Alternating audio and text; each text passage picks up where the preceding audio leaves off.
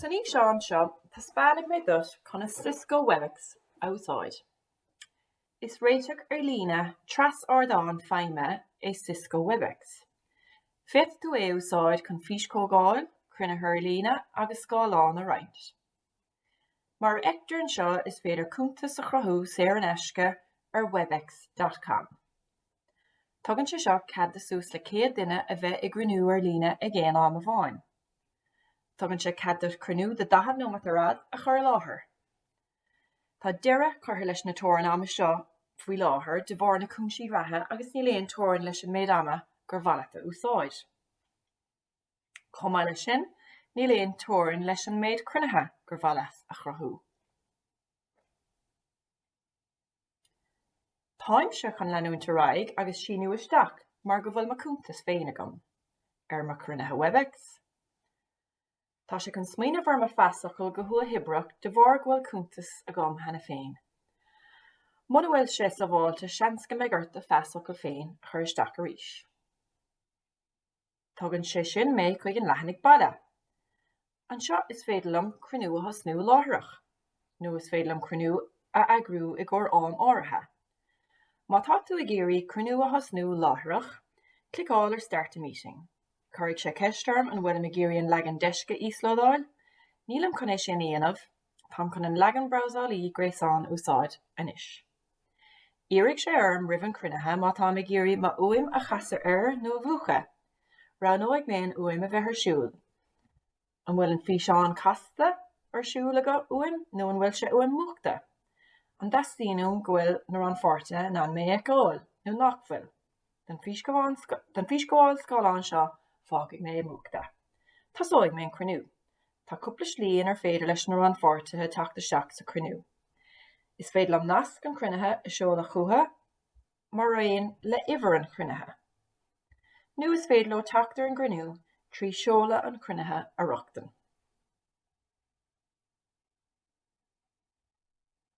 Tá go leor cón ag bon an scáilán agus ligeann sé dúin go leor rudí éagsúla dhéanamh. Tá an cnapa chun an uaim a chasa ar siúl nó a bhuacha. Is féidir an físeán a chasa ar siúl nó a bhuacha. Tá cnapa an seo chun ábhar a roinnt ar an scáilán agus tá sé anúsáideach. Mar hampla más múntóir mé agus tá rangar líne agam, is féidir le má scáilán a roinnt trí brúar an gnapa. Is féidir le má scáilán ar fad a roinnt.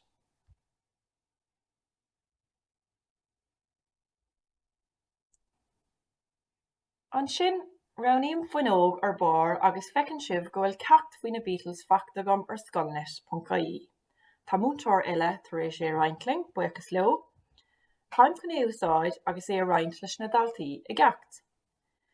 Seans go bhfuil ag muoine na topicí ar na seascadí agus athraithe sa tucaí ag an am sin.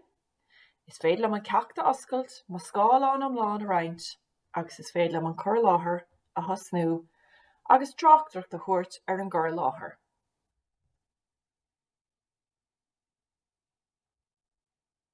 Is féidir le stop a chur leis an roinnt ag géan am trí clicáil ar Stop Share ag bon an scáilán.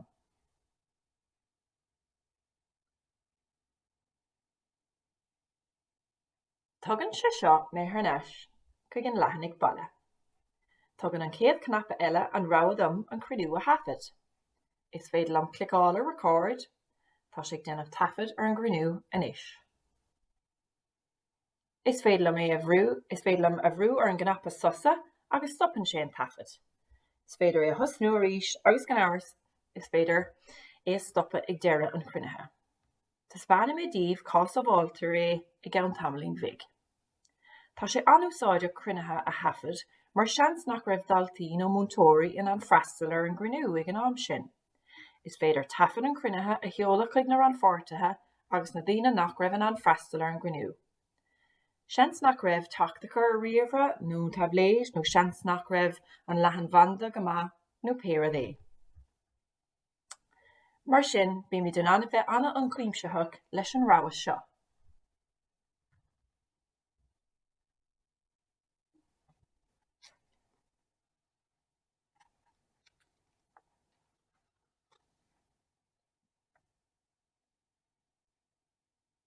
An chéad ícón eile nach an fearre ar an ranfortaithe. Is féidir fécinint ar céadtá láthair má dhéanann tú clicáil ar an ghnapa seo agus tagann siad níos ar thaobh na lábhadise.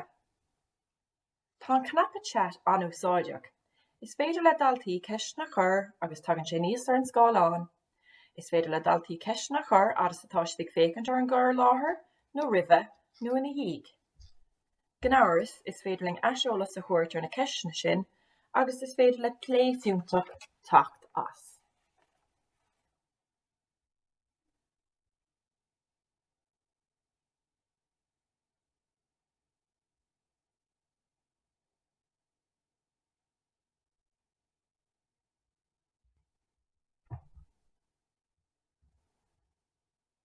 Tá trí puncanna ar an gcéad ícón eile. Déanann sé rudaí éagsúla. Seans nach núsáidríad chomh minic leis na cín eile. Is féidir leat a chruinniú a chur faoi glas. Nuair a chuireann tú de chruinniú faoi glas ní féidir le haon eile teacht isteach, sin gné deas sa bháilte. Tá roinnt sucrathe don na ranfortaithe. Is féidir leat fuaim na ranfortaithe bhuacha nuair a leálann siad isteach. Bíonn sé sin cabhra chun stop a chur le turann agus chur isteach ar an gcruinniú. Cúla sibh turann beag nuair a tháinig isteach sa cruinniú agus cloiseann tú turann beag nuair a thagann ranfortaithe isteach nó amach. Is féidir é seo a bhuacha más maith. Tá go leor gnéithe eile gur féidir teacht ar an seo. Nuair atá críochna agam leis an gcruinniú, clicálam ar X, stoppann sé seo an cruinniú do gachéine. Mar sin ní ág for éon daltaí ina héanaar i gcruinniú agus tugann sé seo ar neismé chuig an scáileán nó an leithnig baile. Ní raibh tafad déanta gom don gcruinniú ach déatá é á fháil an seo san ranóg hall an seo.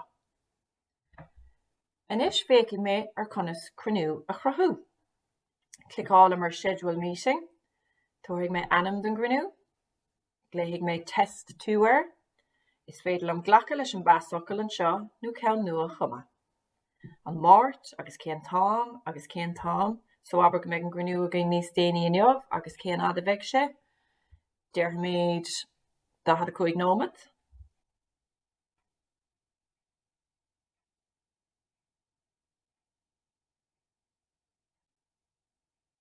Más cruinniú a bheith ar siúil ag an tám chéan a gach seachtain is féidir le mé a agrú san óg reoccurrence. Sulla glicálam ar Schedule is féidir am cura heola chuig na ranfortaithe má tá ag iarraí riamhfosta heola chuatha. Ach ag brathant ar an méid ranfortaithe, seans go mbeadh sin níos éasca nas go raibh.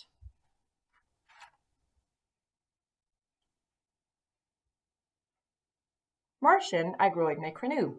Tá na sunraíd an gcruinniú déanta agus is féidir ling nasc an cruinnithe a heola, ní féidir ling uimhir an cruinnithe, nó is féidir ling uimhir an cruinnithe agus an bheasocail. Rachimid thar go dtíon leithnig baile. Má tá tafad an gcruinniú déanta tuigh an tafad a níos ar taobh na lába clé sa ranóg recordings. Tá tafad a bhána gom an sin, agus go máras is féidir na tafad a íslódáil. Seo slí úsáideach chun na cruinnithe a roiid.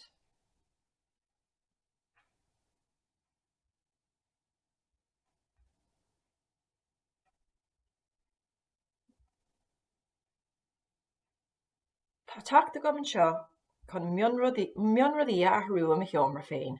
Is féidir am anam a chur, is féidir am nasca a thrú, fuaim nó físeán agus mar sin de.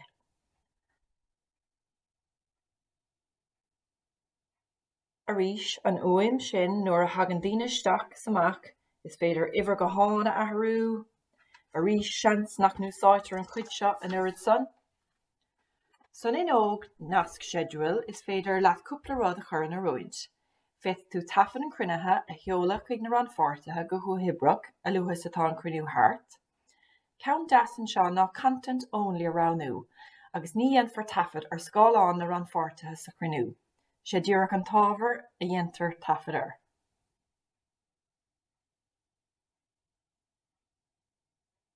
Tá ranóg tacaíocht an seo. Tá seola riamhphoist ann chun teachtar thacaíocht má bhíonn deachreachtaí agat.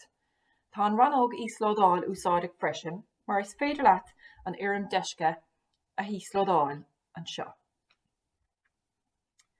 Níor úsáidas féin an orm seo agus dúsáidas an orm ar líne. Is féidir an feimcleir do go háin sa glúiste íslódáilin seo agus is féidir é úsáid ar éon ardáin. Tá an síne de Google an seo, agus is féidir Cisco Webex for Meetings Google Calendar app den G Suite agus Cisco Webex Office 365 má tá ceannacha sin in úsáid i de scoil. Is furis den nasca cheolach ag na féidirí éagsúla agus déanann sé seo an saol níos éasca.